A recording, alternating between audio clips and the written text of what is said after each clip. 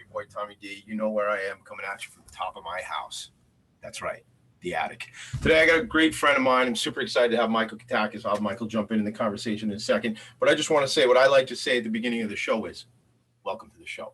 So here we go. Many of you know me. You're aware of me. You're aware of my passion, my concern, my interest, my goal to amplify the message of the nonprofit sector, and specifically each week from 10 a.m. to 11 a.m. We got a bit of a late start this morning, but typically from 10 a.m. to 11 a.m. we go live here on talkradio.nyc and also on Facebook Live. I'm ridiculously passionate about getting the message out on organizations, and each week I bring on a leader of an organization. It might be the founder and it might be the executive director. It might be one and the same. We'll talk about their challenges, what they've had to come through, the goals, the ambition of the organization, the history of the organization, the programs, and where they're going. So what we're going to do is today I'd like to introduce my friend. It's funny how things happen in life. Michael and I, by the way, Michael, I let my hair down because I knew you'd have your hair down. So I figured usually I put it up in a little rubber band and stuff. But, for those of you only listening, Tommy D's hair is down today and Michael and I got the long hair going. So I figured if I put the tie on, it still looks like I'm a pro. You still look more professional. Up, right? So Michael and I met because we have a family foundation in memory of my cousin, and I had called him one day and I said, we don't know each other, but I have a check for you. And that's always a way to get a new friend. I found out in life is if you say you have a check for somebody, they'll welcome you into their life pretty quickly. So Michael Kitakis, my buddy, Spirit of Huntington Arts Center, look, I just want to hear the story. We're going to talk about, the history of the organization. We'll do the best we can to get into some depth in programming. We may have to have you come back, but let's talk about the history. And first, who's Michael Kitakis and how do you end up involved with an organization like this? Well, thank you, Tommy, for having me on. It's funny. You don't know why you're in an organization like you are. Sometimes you just end up in a situation that's just amazing. And that's really what happened here, is that we ended up into an organization that was not really what was planned. I was in marketing and advertising all my life, ran a huge firm out in Hauppauge. We had a big building in in the Hauppauge district over there. We had 23 employees, 3 partners, and huge amount of success. And I couldn't have been more unhappier in my life. It's those times when. Oh, wait, stop one second. I don't want anybody to just like that just went away. Huge amount of success, and you couldn't have been unhappier. You said. Oh, it was some of the worst times of my life. When you look back on it, you're striving so much to get to that goal. And when I got to those goals, and we had the success that we had, we were doing $4 or $5 million a year in advertising and marketing and Fortune 500 companies and in the city and back and forth. It just was, very unfulfilling. And as farther I got in there and the more stuff I bought and the boats and all the stuff that I had in my life, none of that was bringing that fulfillment. And I think, we all go through those defining moments. We were talking about it earlier, Tommy, but the defining moment for me personally and how I got into the world of special needs. And I don't talk about this a lot, but I'll share it with you only because we hit upon it. Was my son actually 21 years ago was born as a blue baby. He got caught in the birth canal and came out non-responsive and that traumatic time in my life when that happens. You cannot think of anything worse than your child sitting there not responding, So he made it through. He has developmental delays. At the time, he was diagnosed on the spectrum, which, we know is not the correct terminology anymore. But, going through that experience of those very difficult days turned out to be the most beautiful thing in my life. And I never give him a lot of credit for all of that, but if it really wasn't for Michael, it's also named Michael. If it really wasn't for Michael, we wouldn't be affecting thousands of students and people today. So we were talking about earlier, it is that butterfly effect. It's that one thing that happens that changes your destiny. And I think, him, pushing us into SEPTA, pushing us into parent organization, me owning an advertising agency and going, why are you doing an event like that? I'll never forget it. My wife was the vice president, and it was a small school district out here in Long Island, Harbor Fields. And she was the VP, and she's like, we're going to do a little event for fundraising. And I was like, oh, great. You know, what do you guys do? She's like, oh, we do all of this work and we make about $2,500. And I'm like, what? You make $2,500? I'm like, let's go after a little bit bigger of a picture, you know. So we did the marketing, we did the sponsorship kits, we did brochures, we got the whole thing. Make a long story short, they pulled in about 50 grand at that event, and Usually about $2,500. yeah. So that's when I started to then get that second, you know, epiphany of, you know what, marketing and advertising done in the right purposeful way can make a huge difference as well. So at that event, I met Eric, and Eric Price was a local artist who lived in Huntington. He was a graduate from Harborfield, so he was alum. And I met him. He was selling and auctioning a painting. We did an auction that time. And Eric's like, "What do you do?" And I said, "Oh, I do advertising, marketing." And I said, "You know, you got really beautiful work here." He's like, "You should come down and see what I'm doing at this building. I'm doing a mural in Huntington, at the corner of 25A and Park. There was a little gas station. And at that little gas station, Eric was doing a painted mural because it kept getting tagged. And I'm like, sure, I'll stop down. And we're going to go to break in a minute, so I want to come back to the story, but it kept getting tagged, meaning graffiti. They would just graffiti. Yep, it was getting graffiti. In gas station, and they would just kind of, you know, putting graffiti all over, and he would go over and kind of clean it up with this mural. Yep, the owner said, "Why don't you go paint a mural on it?" And they won't do that. And that's exactly what he did. All right, so hold this thought because I don't want us to get deep into this story, which I want. Good. This story gets good. Like we got them suspenseful. We're going to keep them. They're listening. They're not going anywhere, Michael. We're going to go to a quick break. Tommy D in the attic with my friend Michael Kitakis, Spirit of Huntington. We'll be right back. See you in 2 minutes. Oh. You're listening to Talk Radio NYC. Uplift, educate, empower.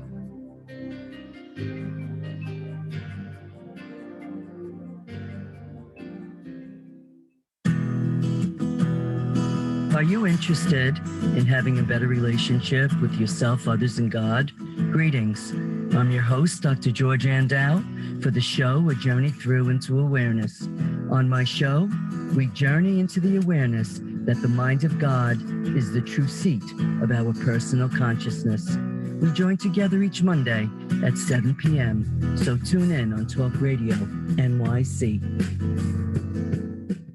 You know you have it. The potential for a more rewarding life, a life that matters. But how do you get there?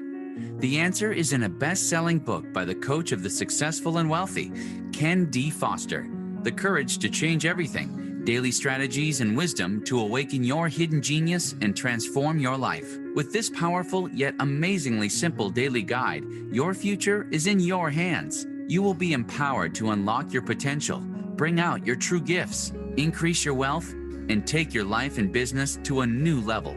Get your life-transforming copy of Ken D. Foster's The Courage to Change Everything by going to couragetochange.us. That's couragetochange.us. Quite frankly, there's no other book like this. Imagine what your life could be like if you had at your fingertips the success principles to create the life you've always wanted. Are you ready to live your dream? Go to couragetochange.us. You're listening to Talk Radio NYC at www.talkradio.nyc. Now broadcasting 24 hours a day.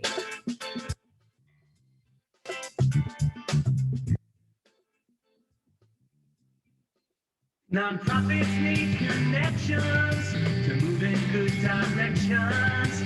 So cut through all the static. Join Tommy in his attic. His attic every Friday at 10 a.m. That's my Uncle Brendan, Michael. You know Brendan Levy, my buddy, Queen Street? Yes. It seems to be the Goods. I don't know if you know the story behind that. They used to have a band back in the day called the Goods. And as they got older and they wanted to keep performing, they call themselves Damaged Goods right now. So that's a little ditty from my Uncle Brendan and Damaged Goods. I like it. It's a cool one. All right, so let's jump back into. First, I want to cover one quick thing. SEPTA, SEPTA. So just for people who might not know, Special Education PTA or Parent Teacher. Exactly. Right? Exactly. So you're at this event that was going to be a $2,500 ticket, and it turned to $50,000, right? Which talk about butterfly effect. But let's go back to talking about you meet Eric at this event. Yeah. Eric's doing the mural, 25A. Go ahead. Let's go back to that story. So, you know, when I ran into him, he's like, you got to go see what I'm doing on 25A. And I'm like, you know, I'm busy. I'm running this giant marketing firm. I don't got no time for anything. Again, feeling those unfulfilled moments, you know, but when I drove to work the next day, I happened to go by that building, and there he is painting on the side of this building, you know, and I'm like, son of a gun, let me pull in and say hi, you know, and it's like, I'm late, I got coffee, I'm in my suit, I got to get running, you know, but I do the proverbial stop by, I walk up there, he's like, hey, how you doing? I'm like, cool, what are you doing? He showed me the mural, and then he opens up the door to this little dingy old garage and says, Mike, my dream is to open up an art school and teach classes here. And I walk into this place, there's no electric, no lights. The fixtures are hanging down in the middle of the room. There's the giant hole for the pit where the cars go down into. It looks like a bomb went off, dude. And I literally just looked in there and I shut the door. I went, all right, good luck, Eric. Yeah, it looks good. I'll see you soon, you know? And I left. And next day I'm driving by, I see that son of a gun out there again, and I blew by him. And then I had a really bad day the following day at work.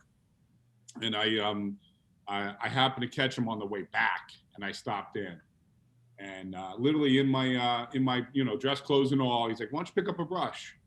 I went, yeah, I think I need to do that, you know. And again, my original passion, this is my theme this year, and I want to share this with your audience, is roots, getting back to those things that matter, getting back to those roots in your life, getting to the things that gave you purpose in your life, whether it was for kids, whether it was helping out a family member, adults, old people, drawing, painting. You got to connect with those roots. And in my instance, I was an artist, always was an artist. Gave that dream up to be a graphic designer, gave the graphic designer dream up to be an account coordinator, gave that up to be an owner, an executive, and run a firm. You know what? But I went back. I sat there, put that brush in my hands, and I started painting that mural with that guy. And I said, you know what? You can do this, and you need some help here. Make a long story short, we got the electric on in about 2 weeks after that. My friend Diane paid the electric bill and put some oil in the burner, and we had heat. The bathrooms were outside. You had to walk outside to go to the restrooms.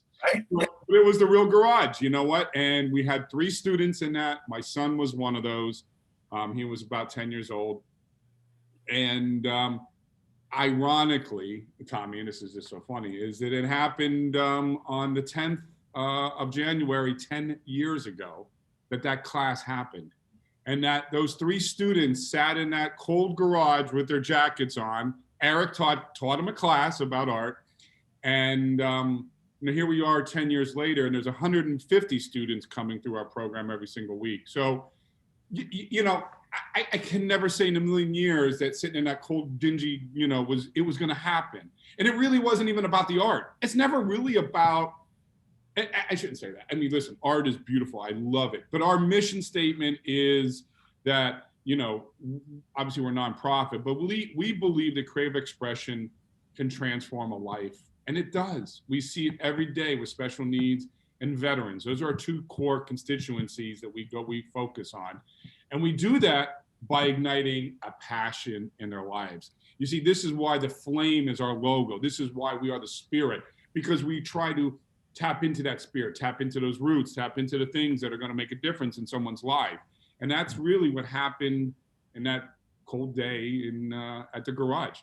Fast forward, what we did is we stayed there for a couple years, and we found a new home at the old library in South Huntington.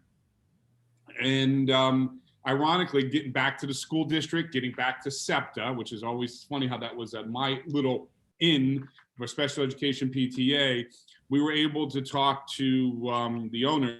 Eric had another vision that we were supposed to be in this giant old library. It was abandoned at the time for about 7 years. It's 26,000 square feet.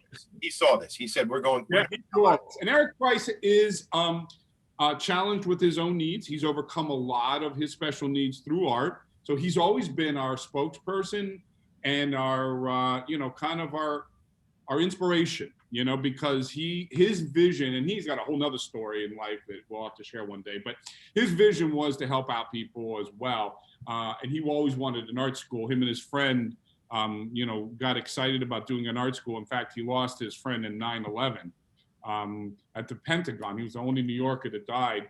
And that really was the inspiration for Eric to continue doing teaching. You talk about those defining moments, but he got excited about, trying to teach and help others. And when Eric saw the building, he's like, Mike, we belong there. And I'm like, Eric, it's 26,000 square feet. We're in a 500, 600 foot garage. Where are we going with this, dude? Ironically, my firm started to collapse. It was 2000, and 9, and those things were starting to happen, and things were unraveling in that world. Partners breaking up. So we were looking to regroup. We got rid of the building, had a short sale, all the ugliness that goes on when companies break up. And I took the firm and I asked the school district who owned the library if we could come in. And it's unheard of that they would partner up with a for-public or a profit company. But I said, listen, I want to come upstairs for my advertising agency. Downstairs, we want to rent out for the charity. Can we come in and be a part of it? And we had about 6 or 7 board meetings with the Board of Ed. I had to go through everything and really meet with a ton of people to get us to even be in here. And I said, listen, while we're there, we could teach a class to one of the students in your school. And he said, okay, let's see if we can make this happen. And Dr. Bernardo, who's the superintendent, who's actually retiring this year, he agreed. And we started out with 1 class there. And then we went to 2 classes, and then went to 3 classes. And then we finally got to the special needs groups and to the, to that sector that we were going after in life. And that became really, really powerful for us because we were able to really make a connection within the district, I'm sorry, Tommy. I pick it up. We were able to make a connection with the district and make an account. And it was our first big account, with the organization, because now we could work with organizations. We weren't just going to, 2 or 3 kids. Now we could get 20 in a classroom. Then we can get to 30 and then 40. And slowly but surely, we started to grow this thing. And then we went to another organization, the Northport VA. And then we went to the YJCC Adler Center. And then we went to the YMCA. And then we started going to all these organizations, and they were either coming to us or we were going to them. And we were still teaching this great program called Artist Comes Alive. What is that program about? So each week we study a different artist. So, this week we're studying Monet. So we learned what Monet was all about, what he or she overcame in his or her life and their challenges. And then we learn a style of art. And then we do a project in that style. And it's great because the students learn a little bit about history, they learn a little bit about art, and we do a project-ish. It's Monet-ish. It isn't exact, but they get the inspiration. You give them some history. We're going to learn about an artist, right? Yep. And then, so that's great, right? So we learn something new, right? Then we're going to touch it and feel it and figure out how to implement some of what that art. I mean, wow. It's powerful. And I've seen students who couldn't say they couldn't draw, couldn't do anything, all of a sudden come out of the shell.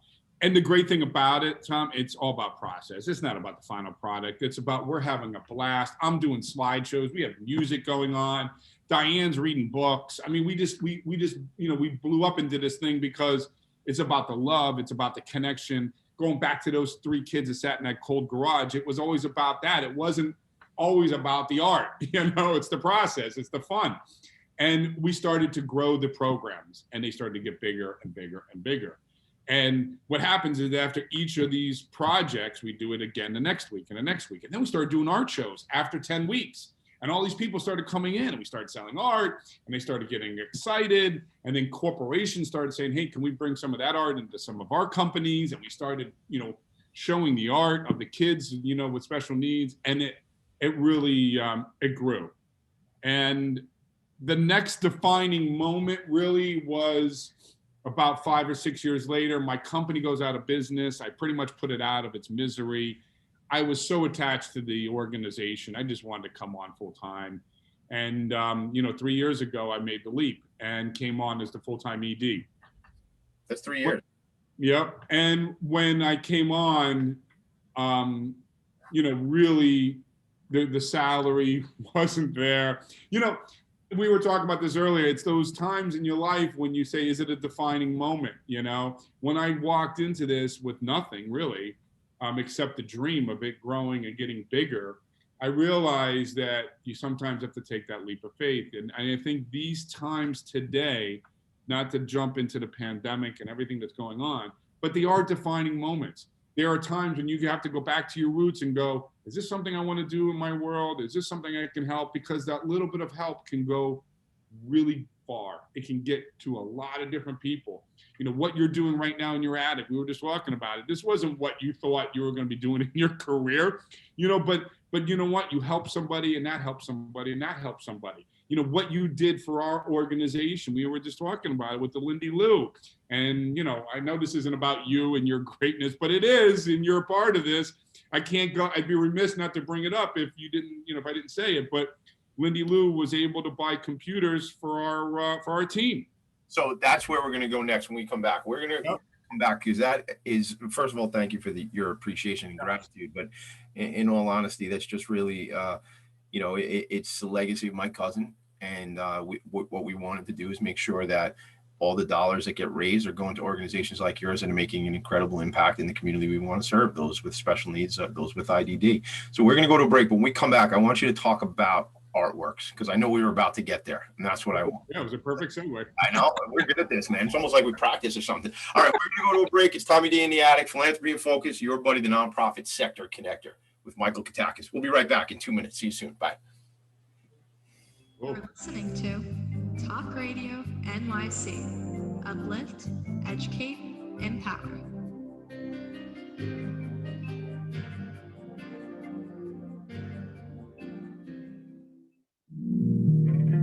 Are you a small business trying to navigate the COVID-19 related employment laws? Hello, I'm Eric Sauver, employment law business law attorney and host of the new radio show, Employment Law Today. On my show, we'll have guests to discuss the common employment law challenges business owners are facing during these trying times. Tune in on Tuesday evenings from 5 p.m. to 6 p.m. Eastern Time on talkradio.nyc.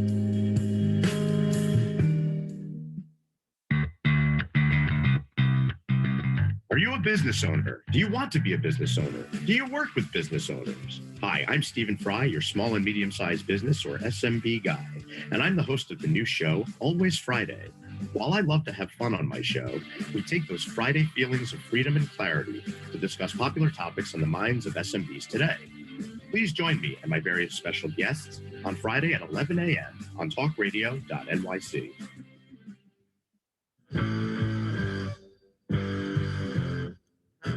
Do you run or are ready to open your own business? Hi, I'm Jeremiah Fox. I've been operating and opening small business for the last 25 years, and I'm the host of the new show, The Entrepreneurial Web. Tune in every Friday at noon Eastern Time for insights and stories on the nuances of running small business right here on Fridays at noon, talkradio.nyc. You're listening to Talk Radio NYC at www.talkradio.nyc. Now broadcasting 24 hours a day.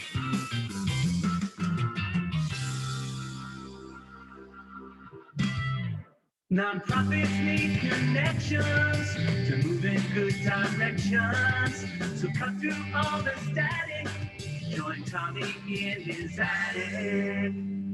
You're just singing that song all the time. They're like, join Tommy in the attic. And I'm like, no, I don't want you to join me in the attic. Get out of here, man. We're trying to do stuff. I'm trying to run a business. I love it. I'm trying to run a podcast. So shout out to the Damaged Goods, the Uncle Brendan, the whole thing. Thank you. So, all right, let's go into this.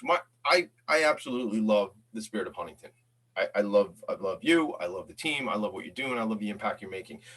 But if I love one piece even more than any other piece of this, it's artworks. So let's just jump into it. Where I felt us going down this track, we were evolving, right? We're at the gas station, mural, the whole thing, and then we moved to this. So let's talk about artworks. But now we're doing our classes, and you got to realize these are recreation classes for art, right? The agency folds. I leave the upstairs to come down full-time downstairs. And, you know, when you're in business for 20 something years, you just can't walk away from everything, right? You got friends, you got family you're helping out. And obviously we were doing a lot of websites and social media and brochures for companies, left and right. But I had a website that I was working on as a family friend. And I had one of the students after class come over to me. I was on my computer. He's like, "What are you doing?" I'm like, "Oh, I'm working on this website. I'm helping out a friend." And he goes, "Well, let me see." I'm like, "No, this is very complicated stuff. This is digital art. This isn't fine art. Go back over there and draw and do your thing." No, let me see. So make a long story short, he jumps on, he starts moving things around. He's like, "I got this. I can figure this out." And then in minutes, all the bells started going off in my head, and I'm like, I can't believe I want to get back into this. And I realized that digital design was the next extension, because these students were with us for many years. They didn't even know where to go. They were like graduating. They're going, "Mike, what do we do next?" And I'm like, "I don't know, go to college." But, these guys, not everyone's built for a 4-year degree with, math and history. And again, nothing wrong with post-secondary schools that are out there, but they're really not built for special needs. And these students that we had were beyond capable of doing a lot of stuff. They just didn't have the time and attention to give to them. And we realized that we could make a difference. And we started a class called Art Works, which shows them that they can make a career out of art. They can get a job. Art can relate to working. And we started to teach them digital art. I partnered up with LIU and the professor over there, Pat Avioli, Professor Pat. Good friends for many years. He came on board. He's been teaching digital art and design for 20-something years over at LIU. I said, "Pat, can you take your program and go from 4 years to maybe a year, maybe a year and a half, and give them the same experience?" He goes, 100%. And we worked for a couple months on the whole curriculum. We updated it, created it, and we started it with 3 people in the classroom. Again, same 3 kind of people, They weren't the same 3, but that same concept that it starts with a little bit. Right. And those 3 students started our program, and Pat started to teach them, and I started to show them the real world applications of this. How do you take this logo design that you're doing in digital art and turn it into a real job? And that turned us back to our organizations, all those great groups that we were working with, like Cerebral Palsy Association and Tourette Society, all these groups that we started working with in the school district. And I started knocking back on their door going, "Who's doing your marketing and advertising?" They're like, "I don't know, some company we barely know." Remember, nonprofits and advertising, it's a common thing that you always took 1 or 2 on. I remember it when I had my big firm. I'd be like, shit, we got to take this nonprofit on and, suck it up. And it was the same feeling. And I went back to those groups and said, "I have a special needs advertising agency. Would you be interested in working with us?" And they were like, "Where do we sign up?" I've never heard of that. I said, "I don't think anyone's actually done this, And we started to push our students through the program. We started to hire them, and we started to give them employment. So all of a sudden, those same groups that we were teaching art at, they started to become clients of us, and they signed up to the same programs that I used to do with my advertising agency called Synchronicity, which is you develop the mission, vision, and value, the brand of a company. You build the communication tools, websites, social media, brochures, videos, and then you work those tools to get engagement and do storytelling, which all of our team was really, really good at. It's telling a story, so we started to show them how they could make a career out of this. So let me stop you for 1 second. This is a population that the unemployment numbers are through the roof, right? Staggering. 85% pre-pandemic. Right. I heard it's in the 90s now. Of course it is, right? And it's wrong, obviously, but it's inappropriate. But there's this whole piece where the aging out, and I remember this, with my cousin when she worked, but there was just experiences where people, they age out of the system, quote unquote, and there's no program for them. So you are answering. First of all, look, if it's not obvious, I freaking love this place. I love what they do, and Artworks is like my thing. So you're making an incredible impact. We talk about the ripple effect. You and I were talking about the butterfly effect, right? I said this probably last week. I just keep tossing these pebbles in the ponds and the ripples. How far are the ripples going from what you're doing, Michael? And we're not going to have enough time to dive into all of it today, but how far? Like, we talked about it kind of in our green room earlier. What were you saying? Like, what, the computers, what happens from the computers and where does that all go? So, and I was just using that ripple effect of how all of these organizations, and remember, we're working on purpose-driven accounts. We're working on nonprofits. We're making their mission, vision, and values grow. Listen, could we do car ads? Of course we could. And I have nothing against car ads. I used to do them. But the point is now is I got the special needs team working on real clients with real differences and making a big difference in what they're doing. Tommy and what happened with, Lindy Lou, and you were being able to give us 4 brand new Mac workstations that these kids were freaking out on. You think they were like, it was like Christmas. They couldn't wait to come in. I had to slow everybody down. They were ripping into the boxes. You can't do that, but the point is those machines are giving now these students an opportunity to work a lot better because they were on really crappy laptop, old, crap machines. They're now able to work on a logo for example, cerebral palsy, one of our accounts. And cerebral palsy now has a better mission and a better look. And now they're going out and getting more people that they service. And those people are helping other people's, again, from one little computer, you gave somebody a job, you gave somebody an opportunity to work on an account. That person's working on an account that's making a difference in that person's life, not to mention all the people that they're helping with that organization. It's mind-blowing when you start to think about how this all is just expanding. Last week, we got 3 new accounts. I mean, people are calling us up and going, I heard you do this. I was in advertising for 25 years. I never had anybody call me up and go, I need advertising. I regret to tell you we're running out of time. And I know. Here's what I want to ask you. One last quick question. Yep. Hire some of these folks after they finish the program, and then others, you're helping them from a vocational perspective of where they can go, right? I think I want to let the cat out of the bag, but I guess we're going to do it now. I've even heard that some of these folks may end up working inside of the organizations that are your clients, right? 100%. We've already got commitments from 3 or 4 that said when they're done, we want to bring them on.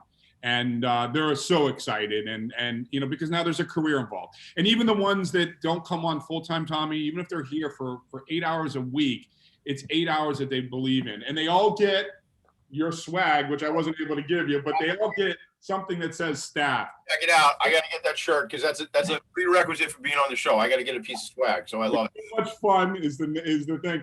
The point being is staff, they're part of a team. They have a purpose in life. I don't care if they're working 4 hours or 40 hours. It doesn't matter. They feel like they belong somewhere. That's what it's all about. It gives us a purpose. It gives us something to do. We're gonna close in 1 minute. So here's what I want you to do for me. Sure. I've got to come back on. We got to figure out the details. We'll definitely do it. So how does people who want to learn more about the organization, how do they get in touch? So it's www.spiritofhuntington.com. Again, my name is Michael Kitakis. I'm the executive director. We work with students that are as young as 7 or 8 to go into the recreation, up to 90 years old at the VA. So we have a big, nice, wide gap of ages and abilities. Awesome. So it's open to all abilities. I appreciate you all the time. You're a great friend of mine. Thank you for being here with me. I'm going to bring the show to a close right on. So here's the thing. Connect with Michael, connect with the Spirit of Huntington. If you can't find him, connect with me. How do you do that? Instagram, TommyD.NYC, TommyD.NYC, TOMMYD, TommyD.NYC. Philanthropy and Phocus, that's on Facebook. It's find us on LinkedIn, the whole thing. Phocus is spelled PHOCUS. And you can always get me at TommyD at philanthropyandfocus.com as the email. Here's the thing. These organizations are overlooked, underfunded, and often unrecognized. And my response to that is Philanthropy and Focus. And every week at 10 a.m. here on talkradio.nyc, Facebook Live, the whole deal, you'll see us. I am Tommy D, the nonprofit sector connector. That's my friend, Michael Kitakis. Michael, thanks for being here. Everybody. Thank you. You're the best, Tommy. Keep it going, brother. You're doing a great job. Thank you for the opportunity. See you, man. Thanks. Bye. Bye, everybody. Nonprofits need connection.